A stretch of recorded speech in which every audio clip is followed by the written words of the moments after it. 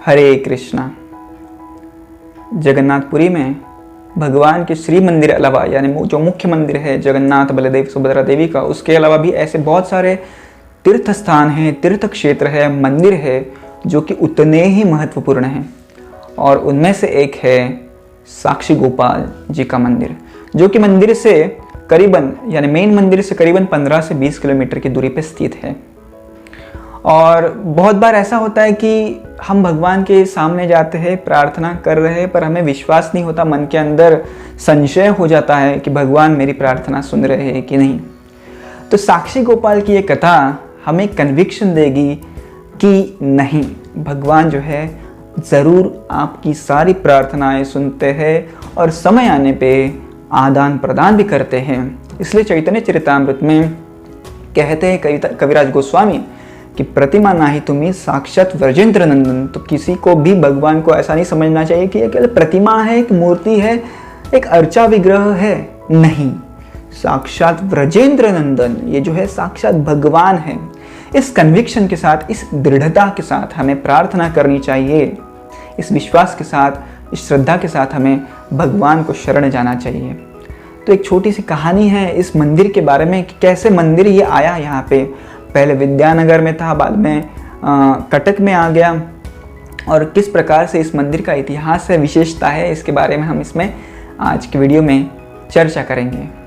तो बहुत साल पहले विद्यानगर में 2 ब्राह्मण रहा करते थे और उन्होंने सोचा कि चलो यात्रा के लिए चल पड़ते हैं। अभी दक्षिण भारत में है, अभी हम उत्तर भारत की यात्रा करेंगे। तो उत्तर भारत की यात्रा के लिए निकल पड़े। प्रयाग, काशी, गया, अलग अलग तीर्थ स्थान करते करते वो मथुरा जा पहुंचे। उन 2 ब्राह्मणों में एक ब्राह्मण था वो जो बहुत बूढ़ा था, दूसरा ब्राह्मण था वो नौजवान था, युवक था। तो इस युवक ने इस बूढ़े व्यक्ति की, ब्राह्मण की बहुत सेवा की।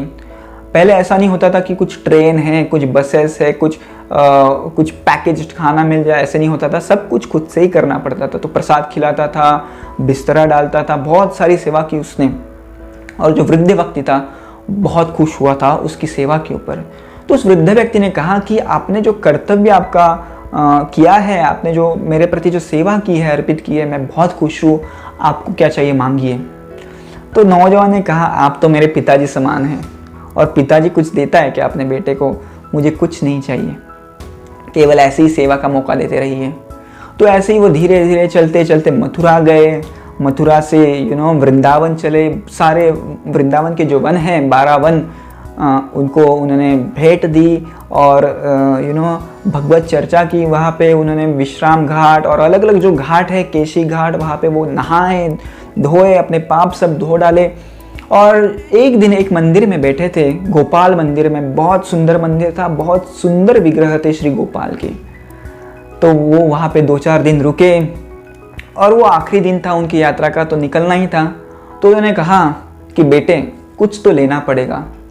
तो नौजवान ने कहा नहीं महाराज, ऐसे मत करिए, आप कुछ मत दीजिए, आप तो मेरे गुरु समान हैं, मुझे आपको कुछ देना चाहिए। बोले नहीं। वृद्ध व्यक्ति ने कहा कि मैं आपको मेरी बेटी दे दूंगा, आप उससे शादी कर लेना। तो नौजवान चौंक गया। आप ऐसा मत कहिए, आप तो एक श्रेष्ठ ब्राह्मण कुल में उत्पन्न हुए हैं, आप तो एक कुलीन हैं, मैं तो एक गरीब हूँ, आपके पास कितना सारा धन है, मुझे कुछ नहीं चाहिए। बोले नहीं, आपको मेरी बेटी से शादी करनी ही पड़ेगी। हट करने लग गए। तो नौजवान ने कहा आपको वो कहानी पता है जहाँ पे भीष्मक राजा को भी अपनी पुत्री रुक्मिणी का विवाह कृष्ण से करवाना था, पर रुक्मी बीच में अड़ा था। तो बहुत सारी फाइटिंग हुई थी, युद्ध हुआ था दोनों के बीच में, आपको पता है। तो वृद्ध ब्राह्मण ने कहा हाँ वो सब मुझे पता है, पर मैं मेरी बेटी आपसे शादी करवाना चाहता हूँ, कृपया आप उसका हाथ ग्रहण कर लीजिए। तो फिर से नौजवान ने कहा देखिए सोच लीजिए, आपका जो बेटा है, आपकी जो पत्नी है, इसको विरोध करेगी क्योंकि मैं निर्धन हूँ। तो आप ऐसे मत सोचिए कि मुझे शादी नहीं करनी है, पर मैं जानता हूँ कि आपके घर से बहुत विरोध होने वाला है, आप चिंता ना करें। तो नौजवान ने कहा ठीक है, तो आप प्रतिज्ञा लीजिए, इस गोपाल जी के सामने प्रतिज्ञा लीजिए कि आप आपकी बेटी का हाथ मेरे हाथों में देंगे, मुझसे शादी करवाएंगे। तो बूढ़े व्यक्ति ने बिना कुछ सोचे समझे वो गोपाल जी के पास गए और प्रार्थना की, हे गोपाल जी, मैं आपके सामने आज वचन लेता हूँ, प्रतिज्ञा लेता हूँ कि इस ब्राह्मण के साथ मेरी पुत्री का विवाह किया जाएगा। तो दोनों घर पे वापस आ गए, अपने अपने घर पे चले गए। बहुत दिन गुजरे तो इस बूढ़े व्यक्ति को अपने प्रतिज्ञा का एहसास हुआ। उन्होंने सोचा, अरे मैंने प्रतिज्ञा ली थी, वचन दिया था गोपाल को, मैं वो कैसे मोड़ सकता हूँ। तो उसने अपने बेटे को बताया। तो बेटा बहुत गुस्सा हो गया, आग बबूला हो गया। अरे वो भिखारी आदमी, वो भिखारी ब्राह्मण से कैसे शादी करे, आपको कुछ सोचना चाहिए था ना वचन देने के पहले। बोले वो सब ठीक है, पर अभी मैंने तो वचन दे दिया और वचन तो हम तोड़ नहीं सकते। और पहले का ज़माना ऐसा था कि एक बार वचन दे दिया मतलब दे दिया। पर जो व्यक्ति था, उसका बेटा जो था, वो एक नास्तिक था। उसने कहा ऐसा वचन वगैरह कुछ नहीं होता, आप कृपया मेरे बहन का हाथ उस निर्धन ब्राह्मण के हाथ में कभी ना देना। उसकी पत्नी ने भी कहा, यदि आप मेरी पुत्री का हाथ उस निर्धन ब्राह्मण के हाथ में देंगे तो मैं आत्महत्या कर लूँगी, दवा खा के, कुछ तो खा के आत्महत्या कर लूँगी। तो ये ब्राह्मण विचार में पड़ गया, अभी करे तो क्या करे, क्योंकि मैंने ऑलरेडी भगवान को वचन तो दे दिया है और अभी मैं परिवार की मौत तो नहीं देख सकता, क्या करूँ। उसने प्रार्थना करनी शुरुआत कर दी। दूसरे दिन जो युवा ब्राह्मण था आ गया। उन्होंने कहा, क्या हुआ महाराज जी, वचन तो भूल गया आप। तो जैसे ही उसने उत्तर ऐसे कहा तो वो जो बूढ़ा ब्राह्मण था उन्होंने कुछ जवाब नहीं दिया। उसी समय उनका बेटा जो था लाठी लेके इस नौजवान ब्राह्मण के पीछे दौड़ पड़ा और ये जो नौजवान भागने लग गया, डरने लग गया और उसने कहा, अरे क्या पाप कर रहे हैं आप, आपने तो भगवान को वचन दिया है, आपने वचन दिया है, आप ब्राह्मण है, वचन तोड़ कैसे सकते हैं। तो भागते भागते भाग गया, वो बच गया, अपनी जान बचाने के लिए भाग गया। दूसरे दिन उसने गांव के सारे लोगों को इकट्ठा कर दिया और इस ब्राह्मण के घर पे पहुंचा। तो यहाँ पे इस ब्राह्मण का जो बेटा था, बूढ़े ब्राह्मण का बेटा, उसने कहा कि पापा यदि कल कोई व्यक्ति आए तो उन्हें कहना कि मैं कुछ जानता नहीं, मैं सब कुछ भूल गया हूँ, बाकी का सारी चीज़ें मैं देख लूँगा। तो वैसे ही हुआ। दूसरे दिन सारे लोग आए, पंचायत के लोग आए और पंचायत के लोगों ने पूछा, वरिष्ठों ने पूछा कि आपने तो वचन दिया है साक्षी गोपाल जी को वचन दिया है। तो बूढ़े ब्राह्मण ने उत्तर दिया, मैं भी बूढ़ा हो चुका हूँ तो मुझे कुछ ध्यान में नहीं है। तो इतना बोल के वो बैठ गए। उनका जो बेटा था खड़ा हो गया तो और उसने कहा कि देखिए, जब मेरे पिताजी यात्रा में गए थे तो इस व्यक्ति ने, इस नौजवान तरुण ने, इस ब्राह्मण ने मेरे पापा को लूटा, सब पैसा छीन लिया और अभी कह रहा है कि आपकी बहन से शादी करना है। अरे वाह वाह, क्या बात हुई। तो युवक को पता चल गया कि ये जो लड़का है सुधरने वाला नहीं है। तो उसने कहा कि अरे कुछ तो शर्म करो, आपके पापा की तो इज्जत बचाओ, उन्होंने वचन दिया है। तो बोले वचन वगैरह कुछ नहीं, आपको इतना ही वचन प्यारा है तो उस जिसके सामने वचन दिया है उसको लेके आइए। तो सब लोग हंसने लग गए, अरे ये आदमी किधर से लाएगा, जिस भगवान के सामने, जिस गोपाल के सामने वचन लिया है, साक्षी गोपाल के सामने वचन लिया है, वो कैसे आएंगे यहाँ पे। हंसने लग गए। पर जो नौजवान था उसको भगवान के ऊपर दृढ़ विश्वास था। वो क्या किया, वहाँ से निकल पड़ा और वृंदावन में आया। वृंदावन में गोपाल जी के सामने आया और प्रार्थना की गोपाल जी से कि हे गोपाल, देखो मुझे शादी वगैरह उसमें कुछ इंटरेस्ट है नहीं, पर मुझे इंटरेस्ट उस ब्राह्मण के वचन में है।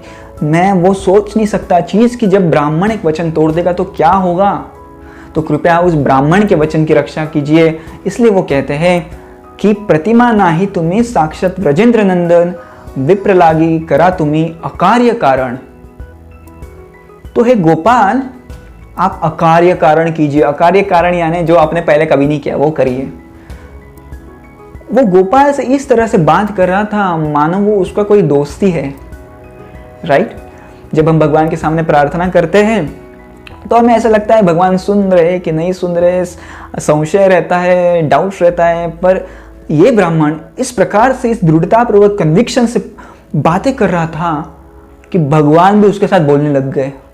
और भगवान ने बोला कि बेटे, मैं तो एक मूर्ति हूँ, क्या आपने कभी सोचा है कि मूर्ति चल पाएगी? क्या आपने कभी देखा है मूर्ति चलते हुए?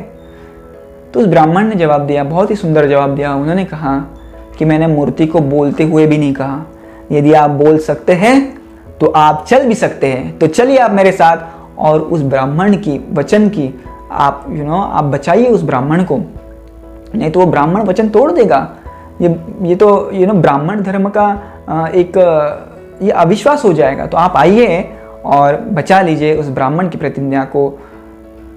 तो गोपाल ने कहा, बाप रे, आप एक काम करिए, आप चले जाइए, मैं वहाँ पर प्रकट हो जाऊँगा।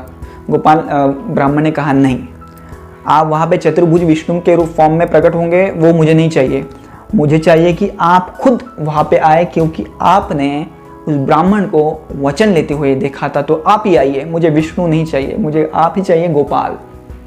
तो बोले, चलिए आप एक काम करिए, चलिए और हर रोज़ मुझे 1 किलो राइस जो चावल है पका के दे दी जाइए, और आप आगे आगे चलेंगे, मैं पीछे पीछे चलूँगा, और आपको पीछे नहीं देखना है मुड़ के। मेरी जो नुपुर है उसका आवाज़ आपके कानों पे आता रहेगा, तो आपको पता चलता रहेगा कि मैं आपके पीछे हूँ। तो आप चिंता मत करिए, हम आपकी गाँव में जाएंगे। तो जो ब्राह्मण था बहुत खुश हो गया और चलने लग गया। हर रोज़ भगवान को एक किलो जो चावल था भगवान को अर्पण करता था। और चलते चलते बहुत दिन हो गए और वो विद्यानगर के गांव के पास आके पहुंचा। पर उसे डाउट आया, संशय आया कि भगवान आ भी रहे कि नहीं। तो उसने देखा पीछे, तो भगवान थे। तो भगवान ने कहा, हे ब्राह्मण, अभी मैं यहाँ पे ही रुकूंगा, क्योंकि मैंने आपको कहा था आपको पीछे नहीं देखना है, तो मैं यहाँ पे ही रुकूंगा, आप सबको बुला के लाइए। तो ये ब्राह्मण चिल्लाने लग गया, आइए आइए, गोपाल साक्ष्य देने के लिए आए हैं, गोपाल गवाही देने के लिए आए हैं। तो जो बूढ़ा ब्राह्मण था उसकी आंखें चौंक गई। वो देख रहा था कि साक्षात गोपाल, जिसके सामने वचन लिया था, वही गोपाल वहाँ पे आए थे। इतनी बड़ी मूर्ति, इतनी हेवी मूर्ति, अर्चा विग्रह यहाँ तक आए कैसे? किसी का भी अपने आंखों के ऊपर विश्वास नहीं बैठ रहा था।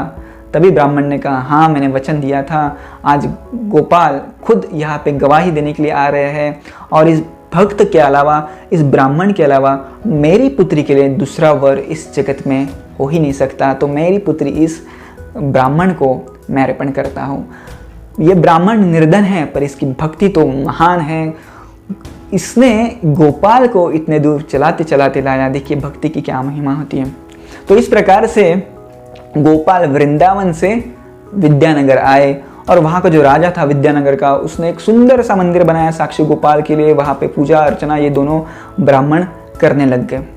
बहुत साल बीते और ऐसा हुआ कि कटक के जो राजा थे, उड़ीसा के जो राजा थे, पुरुषोत्तम देव राय, वो पुरुषोत्तम देव राय ने आक्रमण कर दिया विद्यानगर के राजा के ऊपर। और उनको ये मूर्ति जो थी, अर्चा विग्रह थे साक्षी गोपाल के, बहुत सुंदर लगे। उन्होंने साक्षी गोपाल से प्रार्थना की कि मैं तो पहले से ही जगन्नाथ का भक्त हूँ, यदि आपकी भी सेवा करनी मिल जाए तो मेरा भाग्य बहुत बड़ा होगा।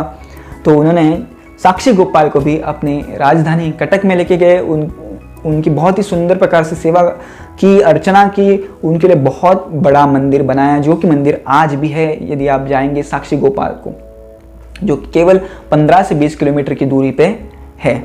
तो एक बार की बात है, जब राजा की पत्नी सोच रही थी कि एक साक्षी गोपाल इतने सुंदर विग्रह है, क्यों ना मैं एक मेरी जो नथनी है, नथनी यानी जो नोज रिंग होती है नाक में डालने की, ये सुंदर नथनी भगवान को अर्पण कर दूं। पर उसके मन में संशय आया कि क्या भगवान को नाक के अंदर वो एक होल है जिसमें हम नथनी डालते हैं। तो सोचने लग गई, क्या भगवान आपको होल है नाक के अंदर? तो उसके सपने में भगवान आया और भगवान साक्षी गोपाल ने कहा कि हे रानी, आप चिंता मत करिए, जब मैं छोटा बालक था तब यशोदा मैया ने मेरे नाक में एक छोटा सा छेद किया था, और उस छेद में वो मुझे नथनी पहनाया करती थी। तो आज भी वो एक होल है, वो छेद है। तो आप आइए और मुझे अर्पण कीजिए आपकी नथनी, जो भी आपकी इच्छा है। तो रानी सुबह उठ गई और गजपति महाराज के साथ निकल पड़ी नथनी देने के लिए। बहुत मूल्यवान नथनी थी वो। जैसे ही आई दिया तो उन्होंने देखा कि भगवान के नाक में एक छोटा सा छेद है, और उस छेद में उस छेद में नथनी को अर्पण किया गया।